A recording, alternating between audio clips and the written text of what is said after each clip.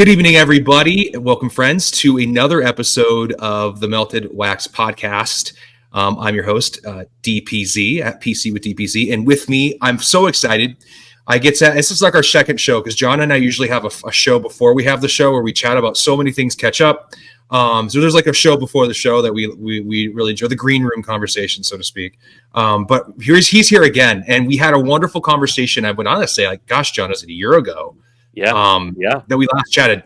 Obviously, everything's changed a lot since then, but some things just really haven't. And I'm just excited to talk to you again and kind of take the pulse of the hobby with you amongst everything else that we can talk about tonight. So thanks for taking some time jumping on. Thanks for having me. Enjoyable as always. And I enjoyed the pre-show. We're now in the after show or the main show. We're in the main show. Yeah, there's a post show. I mean, it's a lot of great conversations there, and usually. I get on with some wonderful people. One of the benefits of doing this for me is I get to know a lot of great people like yourself and get to learn new things that are going on within their collecting hobby experience, what they're doing, who they're PCing, who they're curating, different shows they're going to, a lot of the things that are happening within the show. And one of the things that we were talking about ahead of time was kind of how the landscape has changed a little bit. Things have become more affordable. In your mind, John, based off the wild ride we've been on, do you feel like the hobby has grown to a point where there's a lot of folks like myself who came in and just fell in love, excited, and taking part in it, creating stuff, doing involved, engaging? Do you feel like that's happened? Or do you feel like we've kind of went up and then we dropped a lot of people off on the way down and we're kind of back to where we started? I think it all depends on how you came in. And so you had a very collector mindset when you came in. You appreciated the cards for the cards. A lot of people appreciated the cards for the money. And I think that that's the defining characteristic that changes that. And that's why I think there's, such a group of folks that have kind of left. I was speaking to someone the other day about this notion now that when I was a kid collecting, like I did it out of the love for the cards. Yeah. And the joy I got out of seeing them and collecting them and trading them and hunting down the ones I really wanted to find. And a lot of kids today, if you go out to these shows, if you go out to trade nights, if you go out to stores, a lot of these kids are getting the enjoyment out of the selling and not the collecting. They're into the flipping game. Yeah. They get into a card for $5 or into a card for $500 and then flip it for $7 or $700. And they get excited over the money aspect more than what that card itself actually is. So I think there's a bit of a change there in that set. And a lot of those folks have gone away. Fortunately, unfortunately, I mean, that's up to each person to decide. Obviously I prefer to really be looking at things from the collector's point of view. And right. I have that enjoyment in the cardboard and loving what I have. I know we were talking ahead of time just about the joy of like even a Ken Griffey Jr. card and why would a card be worth so much money? And you being able to explain to someone why. That it's not just a piece of cardboard, it transcends that. So I think a lot of the folks that came in for the quick buck that, a lot of folks got into buying raw, grading, and flipping, like that was a kind of a common thing across the board. And the fact that the margins on that are much smaller or non-existent in some cases for that now, and the time turnaround, isn't enough that by the time the card comes back graded on a new Wemby rookie or something, you're not getting that money out. You're not getting your full grading feedback. You're not getting all those things. So I think a lot of those folks have moved on to other things that they can do to make quick money. For the rest of us that enjoy the cards for cards, I think it's as hot as ever, and now that some of that other noise has died down, some, not all, unfortunately, like the Michael Jordan cards I collect are still expensive, but yeah. But, like stuff you collect too, like we really haven't seen the kind of the down that would be great to be picking stuff up on. But some of the other cards like that are just neat looking, or I've been picking up inserts out of Mosaic recently that are like case hits and stuff like that are cheap, like relatively speaking for a case hit card. And that to me, that's cool. The fact that I can start getting back into these cards at lower amounts of money, and I can, I bought more cards in the last 6 months than I did in the last 3 years, I would say. So like, just to give you an idea of volume and kind of my attitude on it. So I've been able to collect a lot more in that way. It's kind of funny. We talk about collecting too. how important collecting is to the hobby, the ecosystem of the hobby.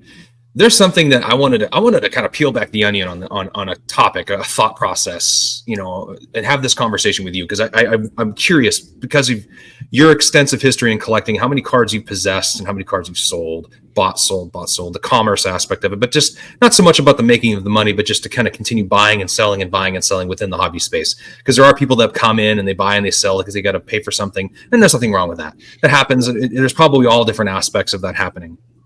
But something that I heard on a show, I'll give proper credit because I love listening to this show, The Crossover. My friend Chris McGill made a comment on one of his, it could have been this last one or the one before. I can't remember exactly what show it was, but he made a comment about how there's something about the stewardship of a card that makes it really special. It's like, you've had your time with it. Now it's time to pass it on. And it's something that I explain sometimes to my kids when, my son's always like, well, Dad, why are you selling that card? Well, I tell him, well, I have to pay for this David Robinson. I'm not going to go into all that detail. He doesn't need to know that. He has no idea. He's like, well, Grayson, it's time for someone else to have this card and enjoy it. Dad's had his time with it. I've enjoyed it. It's been fun. Now it's time for me to let someone else enjoy it. It's their turn to take care of this card now. And when you think about some of the special cards, these serial numbered cards that are very important, there are serial number cards that hold traditional value and demand within the hobby, or sacredness, so to speak, within the hobby. You can apply it to any card, but even those cards more so. There's this opportunity for you to, some people will say, oh, you're just trying to make yourself feel better about having to sell it to pay for this, or having to sell it because you need money for that. Or could you look at it like, I had my turn with it. And now it's somebody else's turn to take care of it. And I think so. He made that point. I thought it was brilliant. I thought, man, we need to talk about that more, because it's a whole other layer of the experience of collecting. It brings in this fellowship, this community aspect, engagement within the hobby of, like, not just one person getting to own it, but now I get to own it. Hey, and it happens within collector communities right now, like the Griffey community and different communities. Even like, now I'm starting to get to know some of the folks in the David Robinson community. That people are like, oh, I know who used to own that card. Oh, my friend used to own that card. Or, hey, I actually used to own that card. Or when I see someone in the Griffith community now that has a card I used to own, I was like, yeah, that used to be mine. I had that for a while and I sold it. And it was like this kind of like, yeah, we're both we got this akin now, because we're both, stewards of this card, this very special card. And what's great about it is, like, that person might keep it in their collection forever. And I feel kind of good knowing, hey, a strong collector has that card, that loves it, that values it. Totally. It's in their collection. It's almost like I kind of own it in a way too. And yes, something about all that. I know it sounds a little bit cheesy, but what do you think? I talked about this with one card in particular, maybe 3 or 4 years ago, and I called it the card story. I called it being a part of the card story, is the way I termed it. And it came up because I had a 1997 Upper Deck game jersey Tony Kukoc card. It was the only one I had out of the original set. That was the first time they ever did the game used jersey cards. One in 2,500 packs, impossible to pull. And Tony Kukoc, other than Jordan, was the guy you could get that was on the Bulls. And so to me, like, having that card was incredible. I traded for it in the store that I worked in at the time, Mount Kisco Cards and Collectibles in Westchester County, New York. Someone came in, they opened a pack, they pulled it out of the pack and traded me for a Grant Hill Finest Rookie, which at the time was valued at about $80. And the game jersey at the time, there was no price guide on it yet. It had just come out, but we figured it was probably right around that same 80. So I had the card from that point forward, from 1997 on, up until maybe 5 years ago, when someone reached out to me online and said, hey, I understand you have this card. And I said, I do. And they said, would you be willing to let go of it? I said, no, it's in my PC. It's obviously something I've had since I was a kid, very important for all those other reasons. And then this gentleman said, because I really want to get it signed to add to my growing set of 1997-98 signed Upper Deck game jerseys. And I'm like, wait, what? Like, that to me is like, that's an impossible set to make. You're already talking about cards that are so rare to begin with, and then you're going to try and make the entire set autographed, because none of them came autographed. Other than Jordan you could get one numbered out of 23. It was the one of the biggest Jordan cards ever. But other than that, they didn't come signed. So he's going out. I said, okay, well, is this just a pipe dream, or like how would you get this one signed? He's like, well, there's a signing coming up, and so I really want to get a card for it. I said, and do you have other ones signed already? He said, yeah. And I said, can I see them? And he's like, sure. So he started sending me, he had Allen Iverson, he had, Penny Hardaway, he had all these guys that he already had signed in the set. And I'm like, oh my God. So I'm sitting there, I'm going, okay, this card's been sitting in my safe for how many decades? Too, all right, like 20 years in a safe. What am I doing? I'm not doing any favors for that card. This card story has kind of stopped back in 1997, and now it's just in my collection. And like, is that the end of the card? It would be so much cooler if that card could get reunited with Tony Kukoc, the guy who wore the jersey, get signed by him, and then be part of probably the only signed set anywhere, And so I immediately said, look, it's PC, it's not for sale, but it is to you. And I gave him a very reasonable price on it. Someone actually messaged me after I sold it because I'd let people know that this is what I was doing because I thought it was such an amazing thing. And a guy messaged me and said, dude, you sold that way too cheap. I would have given you double for it. He ripped you off. And I said, no. I wouldn't have sold it to you. Look, it's a different story. It wasn't for sale to the general public. It was for sale to this one guy. His name is Hardcourt Heroes. I think Hardcourt_Heroes on Instagram. That's cool. His name is Brandon. An incredible collection, and he's gotten pretty close on that set, and he's been building some other sets too that he gets signed. I've met him in person since. He sent me pictures of the card since then, but then I got reunited with the card after it was autographed at the National about 3 years ago. We met up, and so I actually got to hold it in hand, and he brought the whole rest of the set he had built at that point. So like you said, you feel like you're a part of it, right? You're in that club now. That's beyond. That's beyond.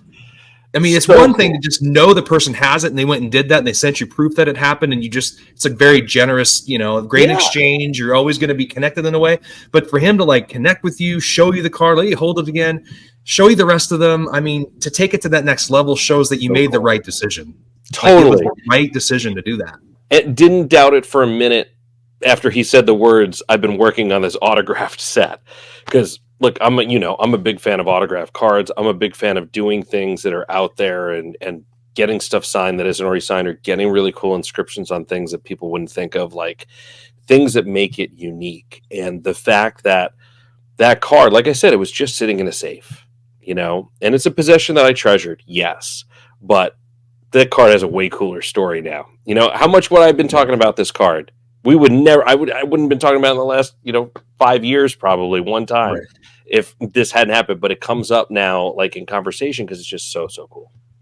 Yeah, that's what I was talking about. I feel like there's stories like this, and folks, if you're in the comment section, you're watching this video, this is an opportunity. John will he'll jump in the comments and he'll comment below. Jump in there and tell us a story. If you have a story like that, let's light this comment section up and light it on fire with these fun, cool stories.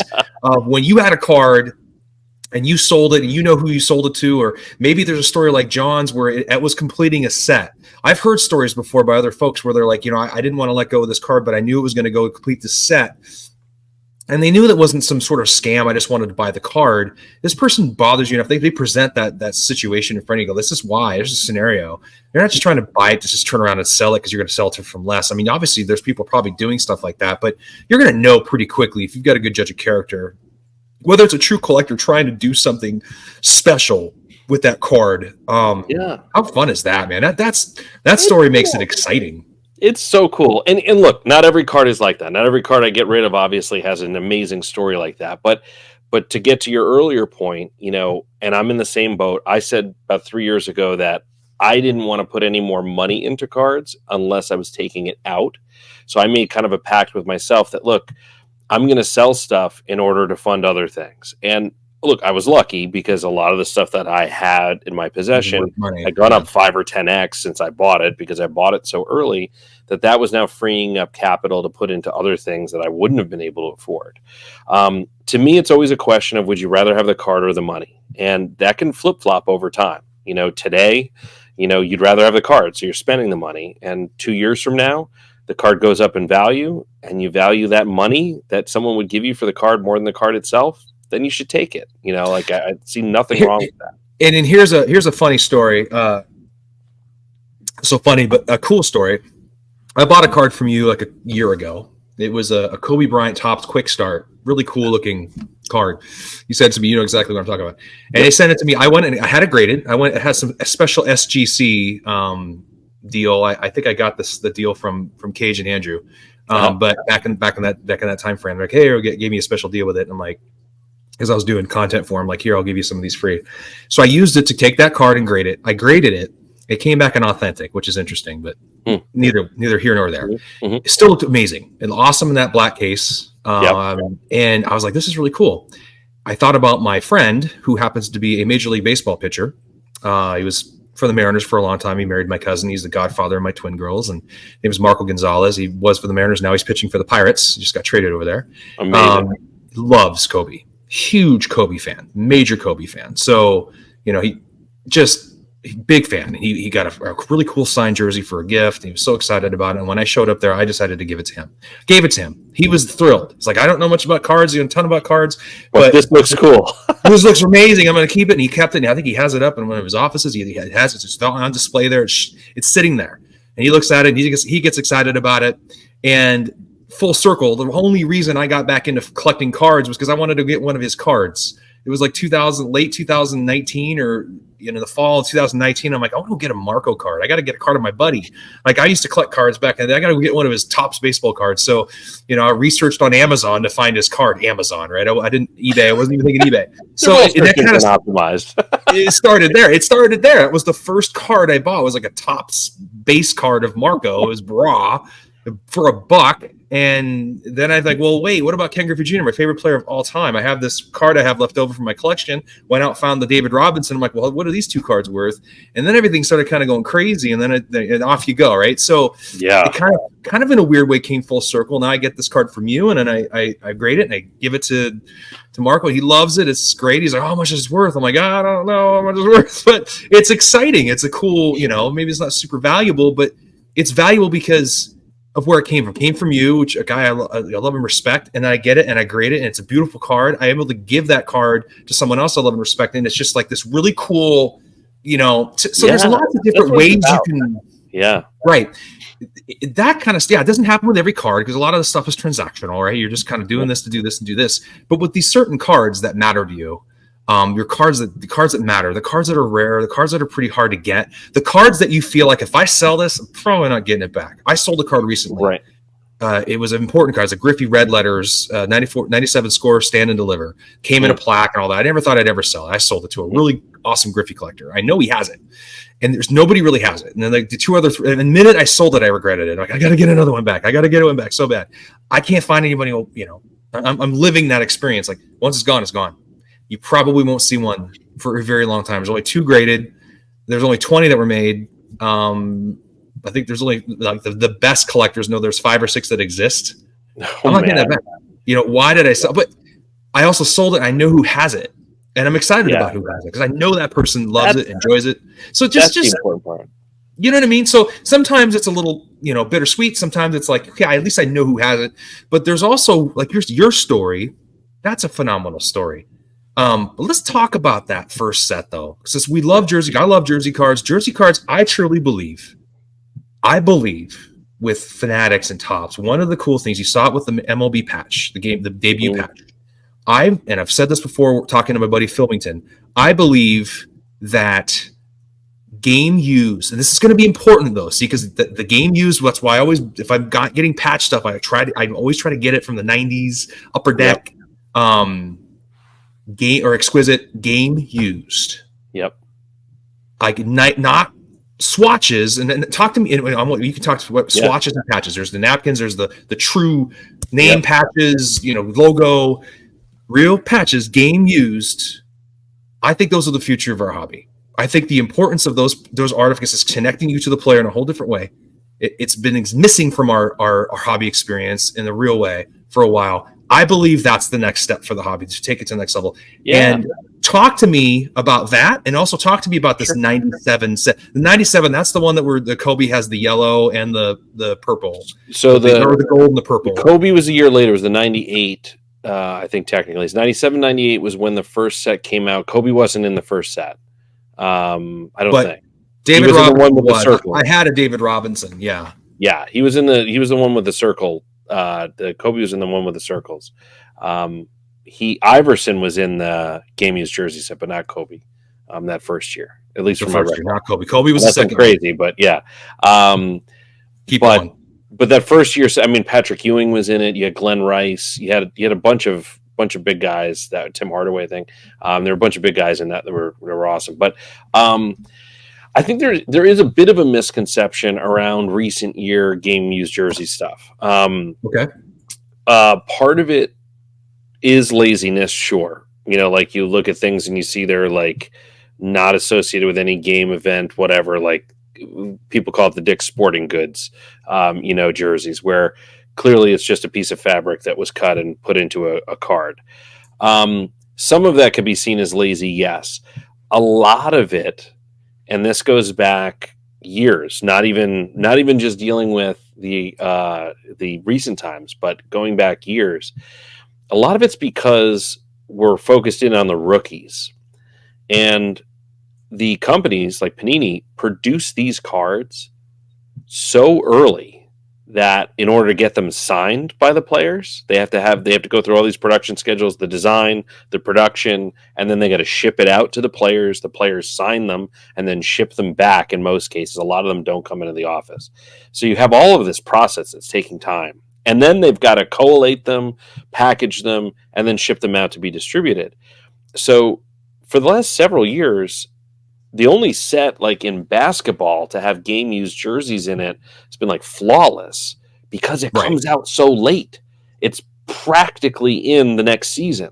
So it's the only set that actually has time to produce after the rookie had an actual NBA game. So that's the part that's sticky. Now for years, dating back to Exquisite, including Exquisite, if you look at a rookie patch autograph in Exquisite, most of those are player-worn rookie photo shoot jerseys. It was the happy in-between where we're producing a card, we have to produce it before they actually play in an official NBA game, but we want them to have actually worn it. So what's the next best thing to a game worn? Well, let's get them in a rookie photo shoot worn. So we're taking all these photographs of them. Famous photographs are going to be used on every rookie card you see. You think about Wembanyama now in front of the black curtain. Everyone's talking about the Prism card now and laughing about the black curtain. Well, that jersey he wore in that shot, I would argue, is way more valuable than just a Dick's Sporting Goods, jersey, or even just a player-worn jersey that he threw on for 5 seconds. That's the jersey that they wore. Like LeBron jerseys, same deal. They were the rookie photo shoot jersey when you see like some of his patches and those things. To me, that's cool. It's cool to be able to have a piece of something that was photographed so many times their rookie year that if you couldn't have a game used at that point because there were no games played yet, it makes sense. So I think there's a misconception there. A lot of people think it's just completely lazy and it's happened only recently, but it's happened way back when, and not just due to laziness, because it just physically wasn't a game in time for them to then produce the cards. That being said, then there's the difference between a jersey card and a patch card. This is something that came, this interchangeable term, which it really isn't, but it has become interchangeable these days, was because of eBay listings. A jersey card is a card that has, here, I'll get two cards here probably to show. A jersey card is a card that has a swatch, a piece of, kind of flat jersey, like call this one here. This would be a piece of flat jersey that you can see. Yeah, those Kobe's that you're showing there too. So those would be flat jersey, no stitching, no nothing. That's just a jersey piece. This is not a patch. Why do people call it a patch? Well, because when you're making an eBay listing, the other famous one is eBay 1 of 1.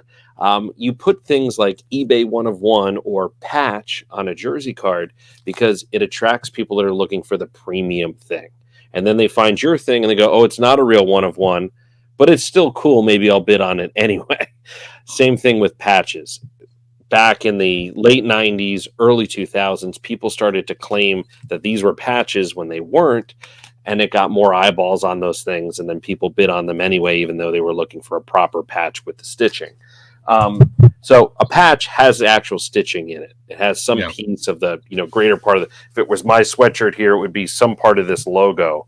Would be what was a patch card if one was made, and the rest of this would just be jersey because it's just flat.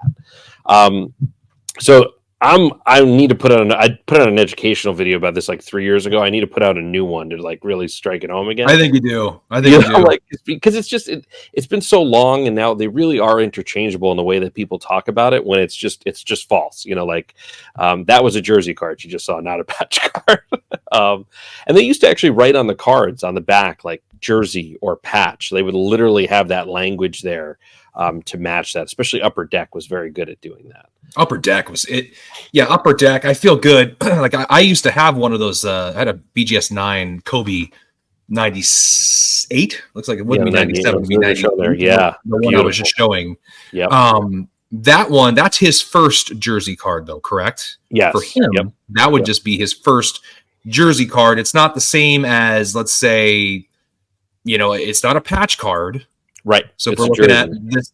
It's a jersey card, but this is his first jersey card. His first patch card would likely be a couple years later. That would that be his first? It might be 1 year later, or they may have had a patch version of said card where they change the colors slightly and then they write patch on it. No, you know what? I think I have one of his super patches myself. Might be 99. Yeah, I have a 99. We're doing and that stuff is super cool. Like I have. Let me get this off. We'll remove this.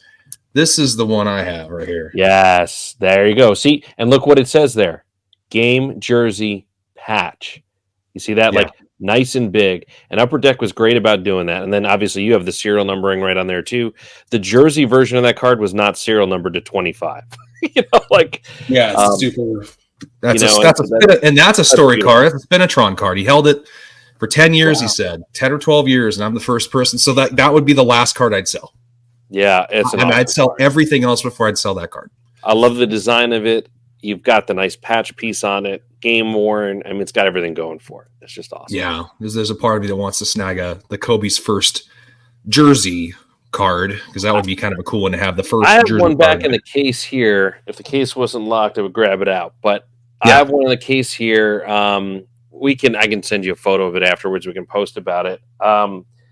It's like a needle in a haystack to find this thing, because people didn't know what they were looking at. I got it on eBay years ago. But it's a Panini promo card that came out in one of those sets that they put out, one of the like the Cyber Monday kind of deals, one of those things. But Kobe did a television commercial it was the only Panini commercial he ever did, to my knowledge, and it was for soccer cards. Oh, I think I remember you telling me the story last time. This is a good one. And so this card contains a piece of his Nike shirt. So it's got the Nike logo in it. Yeah, it's got the Nike logo from the shirt he wore in the commercial. That's cool. The only Panini commercial he ever did, here it is. Someone from Panini reached out to me and was like, "I love the fact that you were celebrating and understand what this card is." Because it's something super special, and was kind of that history of it. He was one of Panini's big athletes, when he signed there too. And so that, to me, again, I know it's not game worn, but for me, it's actually more significant than just some random game, because I can tell you exactly the commercial is in. We can watch the video. It's got millions of views on YouTube, of that commercial. Like, you can pinpoint exactly when it was used. And I think that's kind of neat in its own. It doesn't have the basketball history that it would if it were game worn, in an actual NBA game, but it still has history that's, relevant and meaningful. So. Do you love switching gears? Do you love the Exquisite? I feel like their product, Exquisite, the product, those game like that Robinson I showed you. I've got the Kobe. Limited logos is my favorite. So like my favorite card of my collection is the one that was on Basketball Card Fanatic, the Jordan here, my limited logos. So that's my favorite set of all time. I love it. The big patch.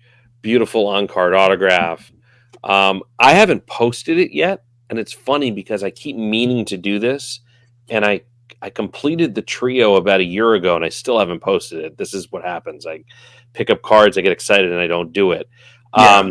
I don't even think I've told anybody that I completed, but I have the Jordan from this year, and then I have the Rodman and the Pippen from 0506. This is 06, 07.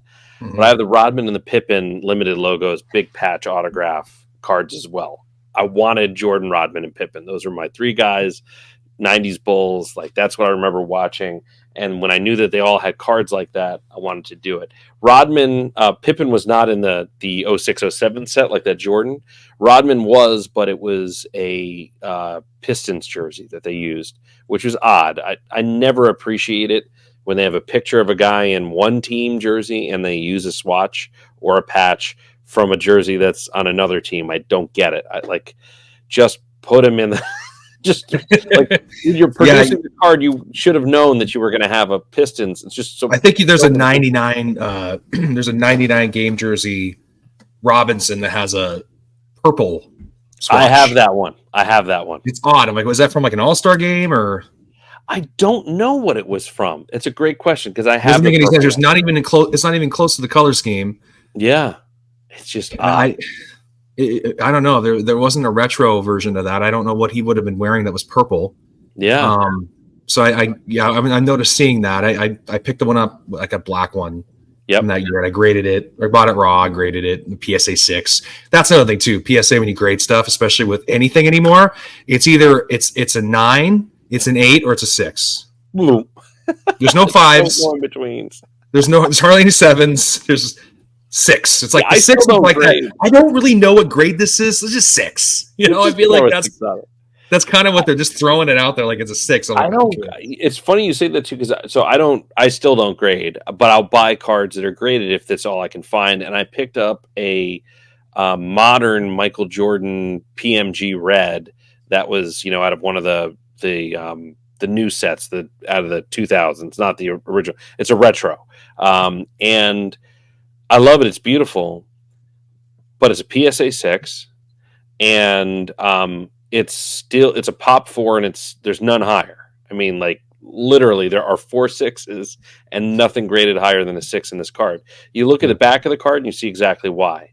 The edges on every edge are just as screwed up as the original precious metal gems. And I was thinking to myself, like, I know you wanted to emulate the original set in this retro set, but couldn't you have just left out that detail of the condition being so darn sensitive? I mean, couldn't we have just improved on that one thing after 20 years? No kidding, man. It is interesting. Like patch cards are a little different. I put a little less weight into the grade. When I don't like the slab this is in, but one of my favorite cards. It's the only Kobe auto I have left. But love that card. The patch, though, and it's got a little bit of a string kind of coming off of the little things like that to me.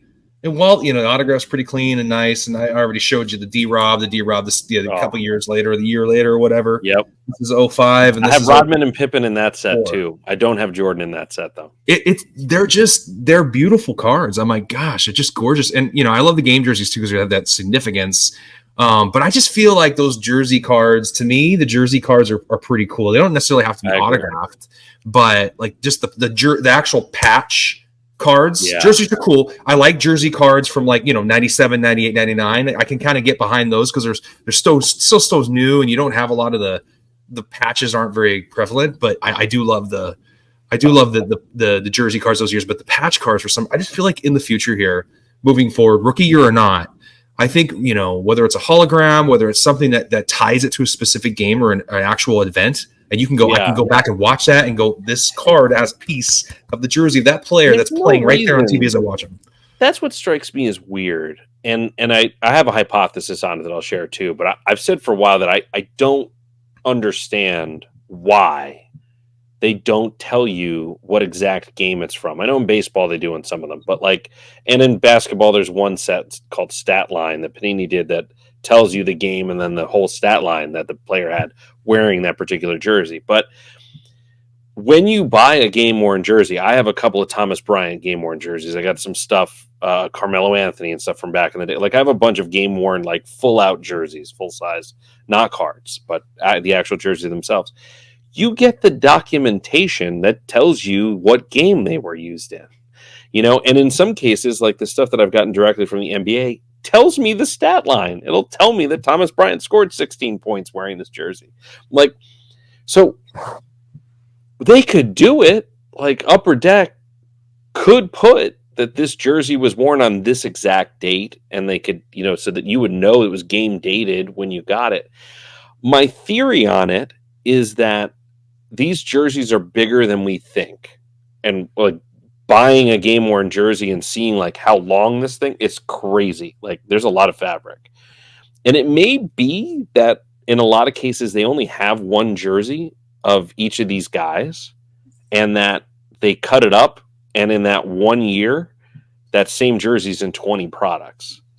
And it might devalue it if they were to put on that card, Steph, that makes sense. What I'm saying? Like this Steph Curry jersey was this one, and you look at it and you go, wait, but this Steph Curry jersey and this card, and like you would start to feel like, well, wait a minute, how rare are these? Like every set has the same jersey in it, the same game.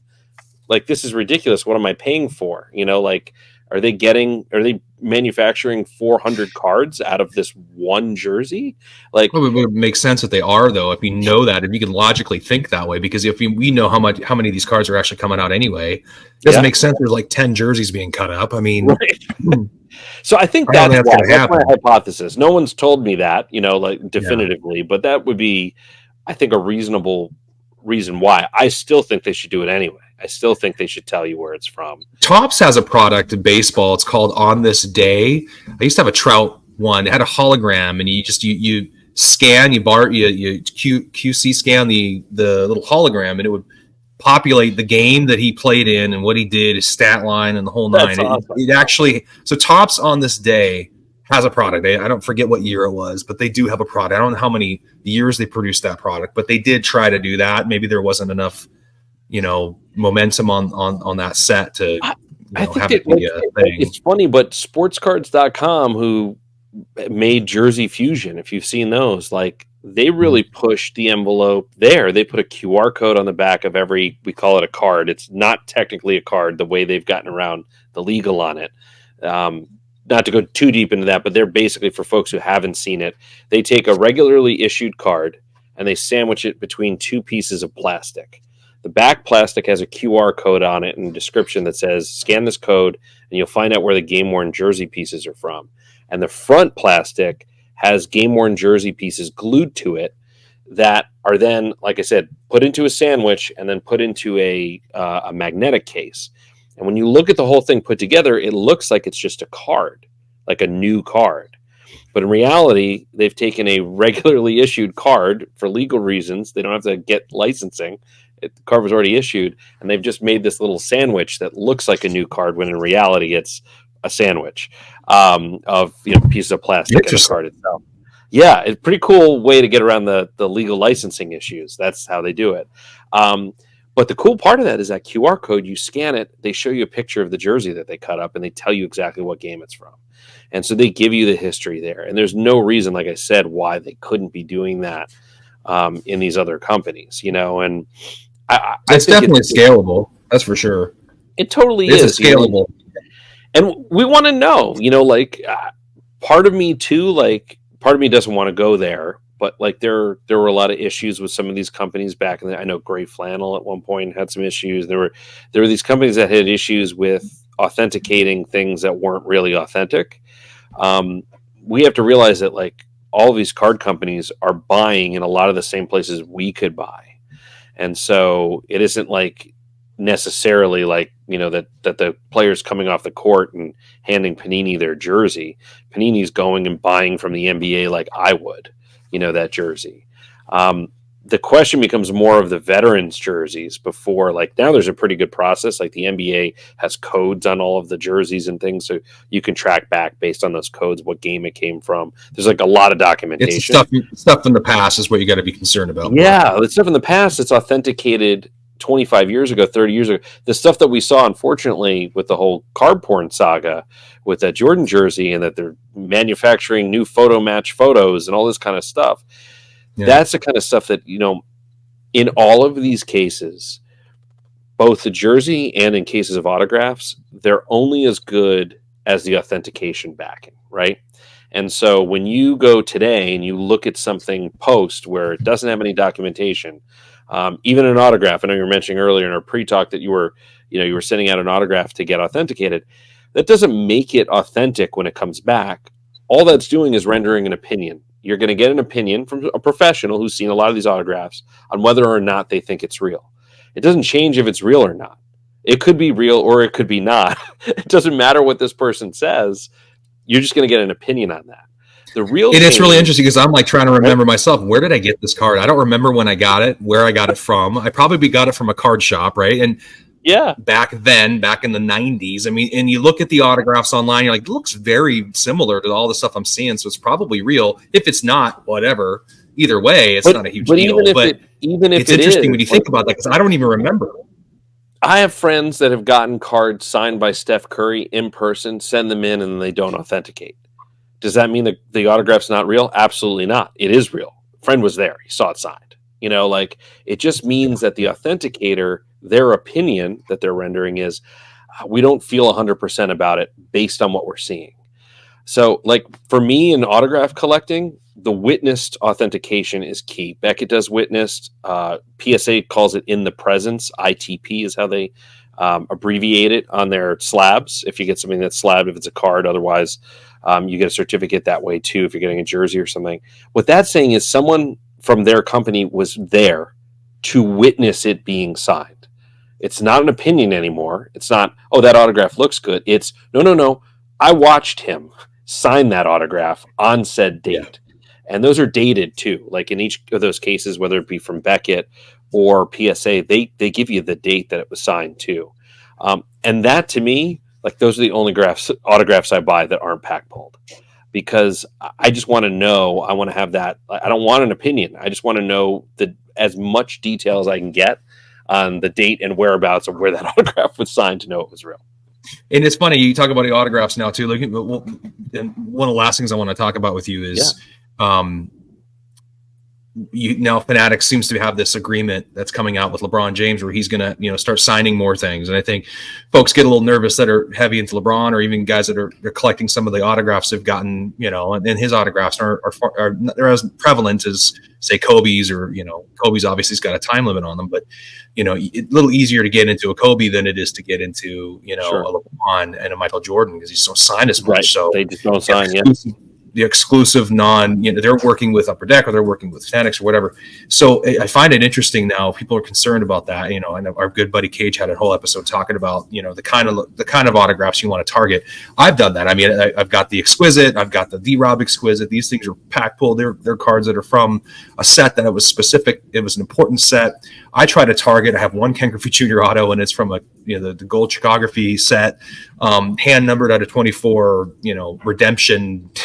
These are if you're going to have an auto, you want to. So it's a great lesson, I think, for folks that are trying to get in. Okay, I want to get an autographed card from a player. Okay, you want to segment it down to, okay, I want to get a pack pulled autographed card, redemption, better yet, and of an important set that's important and in demand to the collector base of that particular player. And with different, do you see that being a shift that we're going to be making when it comes to autographed memorabilia or autographed cards? I have interesting opinions on autograph patterns, and I think LeBron exhibits what I expect to happen more. My friend Alex Connell Collection on Instagram pointed out something that I haven't seen on anyone else's profiles. I haven't confirmed it myself, but he's a good source, and I would assume that what he's saying is right. He's very big about looking at checklists. What he pointed out in a post that he made recently was that LeBron card, that dual auto of him and Bronny James' son, that's the only one. There aren't parallels like the rest of the set. So if you're opening that product, hoping to get a LeBron James autograph, or you are entering a break and you're buying in for the LeBron James, out of the whatever 100,000 boxes that they sell of that product, only one is going to have a LeBron James autograph in it, is what it sounds like. Oh, okay. So he signed that one card that you see in the video and everything, and it, from what Alex was saying the other day, the checklist doesn't show any other versions of that card in that set.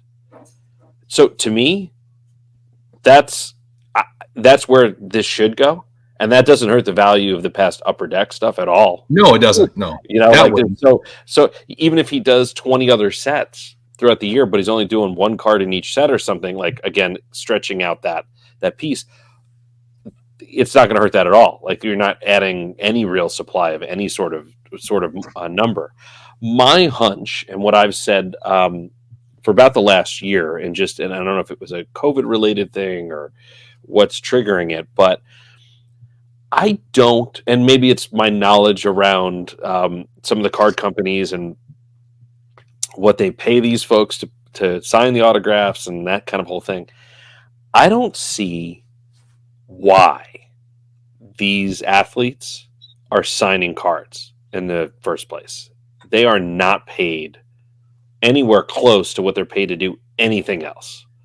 So that's the part when you start to think about it, they get one sponsorship deal, they do one commercial for one thing, and that is way more than they're getting paid to sign cards, thousands of cards, for one of these card companies.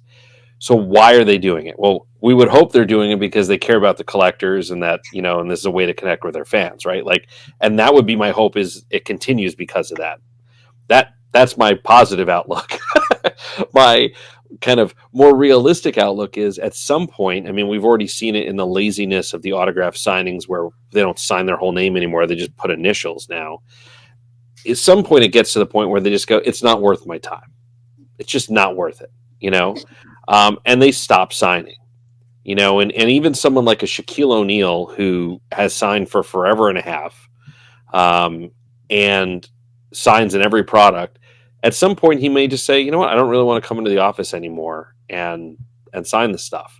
It's not worth it for the amount of money you're paying me to do it. And now, will the card company pony up more money? Will it be enough? Probably. I can't imagine if he got to that point that they could come up with enough money to make it worthwhile, where they would still feel like he was valuable enough. He's not the chase in these sets. People like pulling a Shaq autograph, but he's not like the guy you're opening packs for. So I could see those relationships falling off at some point where they're just not making enough money doing it.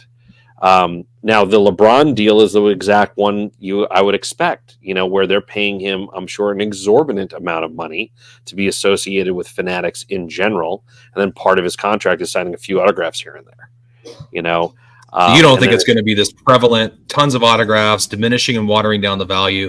I'm not talking about the high-end cards that Josh and I talked through on the Grail series of LeBron, like these massive cards. I'm not talking about those. Those are always going to be fine. I don't think he's going to do it. Yeah. I think they're going to do the same stuff you see kind of with Tom Brady, like he's going to sign a ton of memorabilia. And look, Fanatics is much more of a memorabilia apparel, outfit anyway. That's what they know. That's what they've done for forever. I think he's going to sign a lot more of that kind of stuff. And and the contract probably includes a bunch. And a lot of those contracts, like, they have to sign a certain amount every year and they get paid out per year. And in some cases, they're signing stuff and it's not selling. That's fine. They keep it on the shelf for 10 years in some cases, these autograph guys.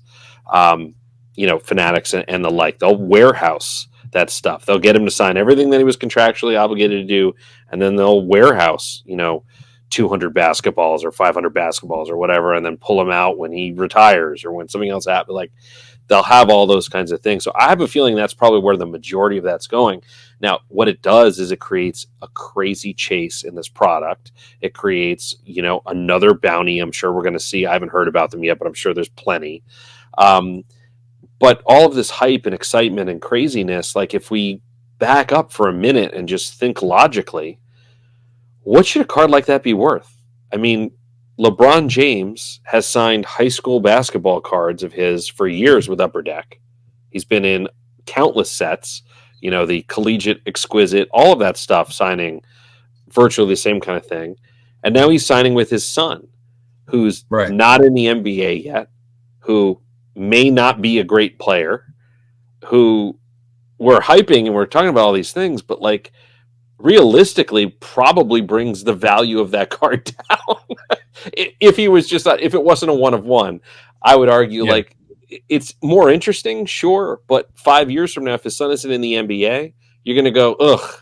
You know, that'd be like today if you had Del Curry and Steph Curry on a card, you'd be like, you know, Del Curry's a great player and everything, but he's kind of pulling down the value. I'd rather just have Steph on the card alone. You know, like, so It's very true. Yeah, no, you're not wrong. know, I mean, it's interesting. Yeah. so That's I looking think, into the future. yeah, so I think people, everyone, and there's this nature now where we're like programmed for it. It's ever since 2019 when you came back in. It's ever since the Zion zone where people are just waiting to be told who the rookie is, what they're chasing, and that thing is going to go to the moon. And there's this attitude, you know, it was LaMelo Ball, you know, like it was all these guys, like it's just that over and over again. And this is that card, this is that ability. And these guys want so badly for a collegiate product to have that kind of money. You know, like you see all the stuff with the Tom Brady baseball card now. You know, like how crazy is that to think about, you know, that something's going for hundreds of thousands of dollars, that now we find out it's a photoshopped card. It's not even him in the actual baseball unit. Like they literally photoshopped his head onto another guy's body that you could get on Getty Images.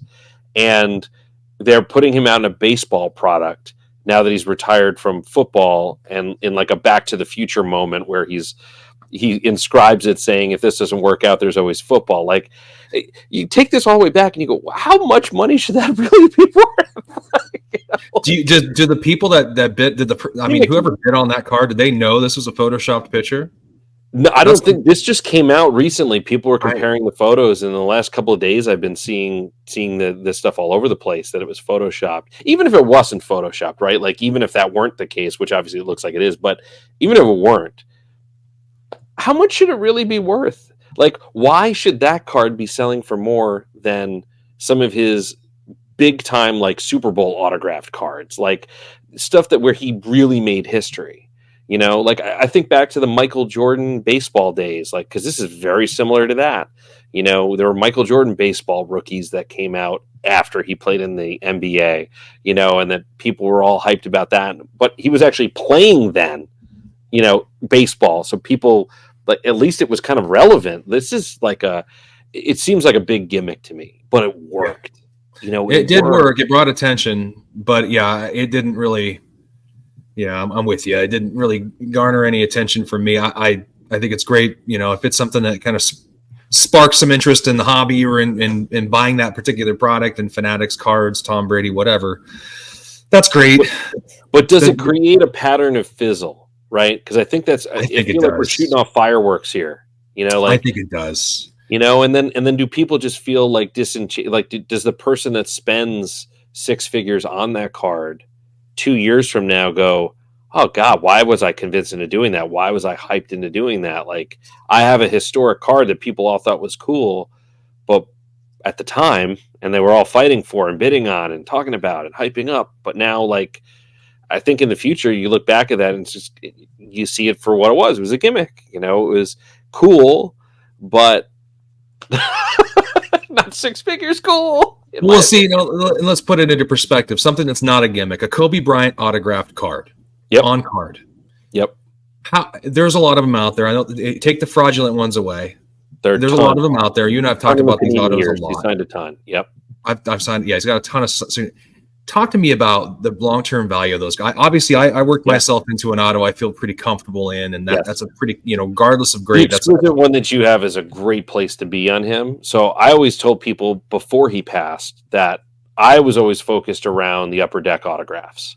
So the Kobe 8, people would call it, you know, the old school autograph where he wrote just his first name and then the number 8 underneath it. That for me, those were more limited. He didn't sign as much for upper deck in each set as he did for Panini.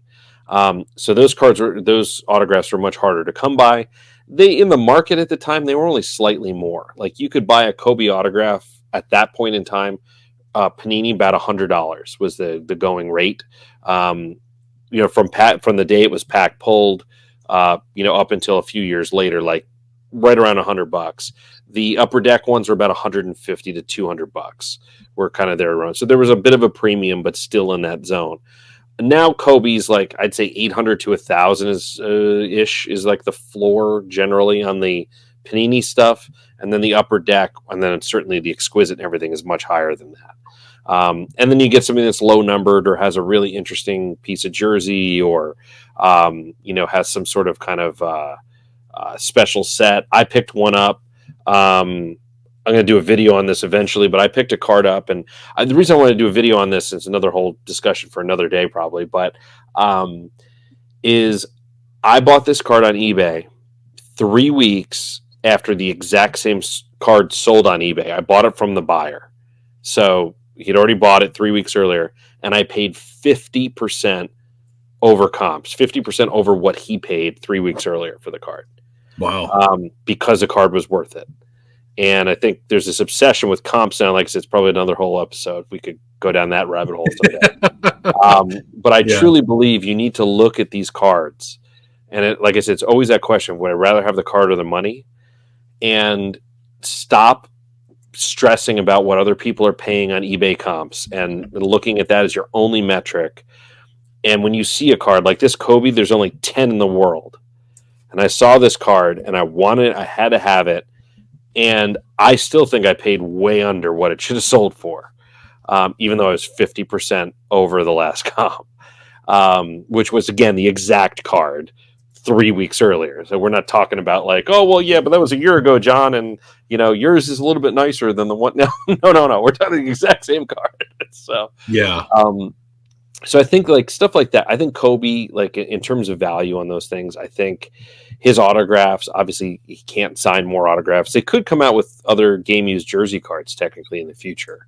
They can win some at auction and cut them up and put into other cards. We never know. Like that could happen.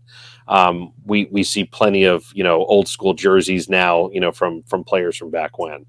But the autograph stuff, it's done. Like what's out there is out there. That's it. There's not going to be more of them in the future. So I think it's something that was overvalued in the short term. I think it's a little bit undervalued now, honestly, for what an epic player he is. I think they probably should be a little bit higher. And I think that they go up in the future. I think that's one of the ones that does, especially on the interesting cards that are lower numbered, that have jersey pieces on them too, that are in major sets like Exquisite, like the one that you have. Like those are all things that are just great. They come down to, like, you look at my whole collection. I probably have 2-3 Griffies I would have a hard time selling. And I think the 3 Kobe's I have, because I have your essentials and a BGS 9, 96, or the credentials. The credentials. Yep. Credentials and BGS 9, a really solid 9. And those are the 3 cards I have of him right now. And I'm like, gosh, I'd have a hard time letting any of them go. I can't, it'd be hard to get them back. I mean, the credentials are, and that's what you should think about, right? Because if you ever get to that point where it's that card or the money question, my dad threw that to me. So like this card, when I bought the limited logos Jordan originally, a few months later, I was offered significantly more for the card than I had spent, about 6 or 7 times as much as what I had spent on the card. And I really was contemplating it, because to me, like, I had just bought it for a lot less. Like the money would be worth more. But my dad said to me, like, after asking, like, are you wiring the money? Or you're going with they come with a suitcase full of cash. Like, how is this going to happen? My dad was the one that said to me, yeah, he's like, how is this going to go down? But then my dad said to me, like, the most important question, and that was, he knew I loved this card. He knew this is my favorite card ever. He knew that like, I hear people talk about Grail cards. I always thought, if you have a Grail card, it should be one card. You shouldn't have multiple Grails. There's just one Grail. Like that's, so you should have this to me was the Grail. This is the only card, like, I put up there, like, this is the one. And so he knew that. And so he said, so if you sell it, are you going to look for another one? And without skipping a beat, I'm like, well, yeah, it's my favorite card ever. And it's like, well, then why would you sell it? Why would you do that to yourself? Like, yes, the hunt is fun, but like, will I ever be able to purchase it? If someone's willing to give me that much money for it right now, could I ever purchase another one? Could I ever find another one? And so I kept it, and I'm glad I did, because I got offered way more than that later. Yeah, And it's then funny I still because didn't take it. I got 25 times. I bet 25 times what I bet, and still didn't take it. that card is like it. When I see that card, I think of you, because I know that's your card. That's the card for you. Yeah. And it's funny because that I can now, and folks out there showing that off, that the card I bought from Spinitron, it's probably not my most valuable card, but it's the card for me because it's the card I know I'll never get that super patch card back ever. Yep. There's only like 2 graded, 3. There's only 24 of them. Those things are locked up. Heck, I think he probably has a couple of them raw somewhere. I know Spinitron. He probably does. No one Spin. He's got a couple of them. But and there's no way he lets that go if that's the case. But I think that in the story behind it, the whole night, because it comes down to that. Like, how I would never get it. There's other ones that are like even somewhat cooler, but that one's just so unique. Like, it's just, I've never seen it before ever. It's fatter, it's huge. It's a whole different thing.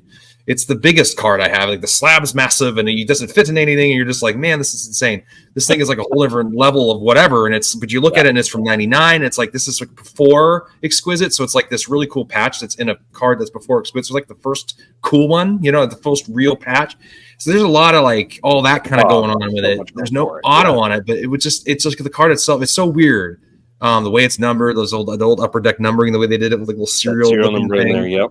It's just kind of interesting. And you think about that card. You're right. We talk about grails, and a lot of people talk about grail cards. I guess I'm kind of in that camp that likes to have multiple ones. But I do think that if you really did your inventory and went, okay, what's the last one that goes? Like, and it wouldn't be a Griffey. That's the ironic thing. It would actually be a Kobe. That's right. Yeah. No, it's kind of an interesting thing. I literally just felt that recently, and I'm like, gosh, it's weird I came to that conclusion for that card. But yeah, no, yours is, John, this is awesome, man. We could talk for 3 hours, just so that folks will watch this. We're about an hour now, and I think it's been just packed full of great conversation around cards, around collecting, around sets, around the kind of sets, around patches, swatches, jersey cards, the first jersey cards, autographs, just all these different wonderful things. Thanks for sharing a lot of your knowledge. I'm hopeful everybody gets a lot from this. I know that I always do. I look forward to these conversations. I think if there's one thing I think this hobby needs and fanatics should invest in, is having these tutorials, these videos that doesn't just talk about the basics, but really dives deeply into what's a patch card, what's a jersey card, what's a swatch. Like, let's talk about these 3 things. What are the key sets that if you're going to start digging in and collecting a player, it doesn't have to be Kobe or Michael. What if it's Glenn Robinson? What if it's it's Gary Sheffield or something like that? What cards do I want to target for that particular player that are pretty unique and cool that I just don't think I'm going to find? I didn't know about Raise the Roof until I had a show with Spinitron and Adam Gray on Kobe, important Kobe cards. And then once I learned I went and got a Duncan, but I'm going to move that now because I don't need a Duncan. I need a Kobe. Yeah. So go get a Kobe, wait, save up, figure it out, find a Kobe someday. Now I know that set exists. Like 99 Mystique, for some reason, 99 Flair Mystique to me is probably my favorite set of all time. That's gorgeous. It was every created ever on Earth, on planet Earth, 99 Flair Mystique, whatever they're using for foil tech. I mean, it's the holotech. It is I have the established Griffey in a 10, and I technically had the Duncan, held it for a minute. Now it's going to go on to someone else to hold. But beautiful cards. The design, front and back, are just gorgeous. Like, we need to talk about those sets. We need to talk about, if you want to start collecting and going back and grabbing some of those favorite cards from your favorite player, that's, I think, the next step. This is the kind of episode that sort of launches it, because we dive into it. We did this last time a year ago. We talk about all these important conversations about sets, players, what to look for, what to think about, the journey, the steward of the card, the hobby, the experience, the story of the card story, like you talk about. I think that stuff is exciting, and maybe having more of those stories shared so that it lets people enjoy the hobby in a different way. Not so much of I need to possess everything and keep it. I'm envious I don't have what I want, versus I get to have this for now. Yeah. I know what I definitely would not want to let go of, because it'd be impossible to replace it unless it's part of some amazing set someone's trying to put together. yes, that would be, you consider it, right? But Yeah.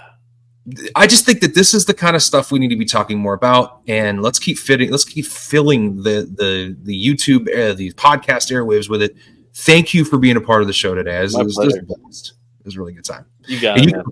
John is at thebasketballcardguy.com. I can speak from experience. He's tremendous to deal with.